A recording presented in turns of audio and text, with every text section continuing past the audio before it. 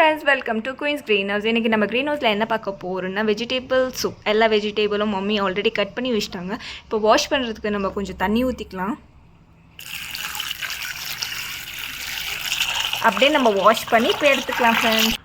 நம்ம நல்லா வாஷ் பண்ணிக்கிட்டோம். இப்போ இதெல்லாம் எடுத்து நம்ம குக்கரில் போட்டுக்கலாம். ஃபஸ்ட்டு அப்படியே எல்லா வெஜிடேபிள்ஸும் எடுத்து நம்ம குக்கரில் போட்டுக்கிறோம்.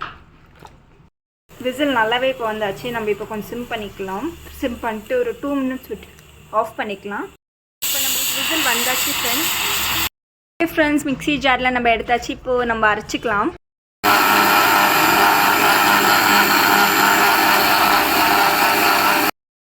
வாவ், நல்ல மையாக அரைஞ்சிடுச்சு ஃப்ரெண்ட்ஸ்.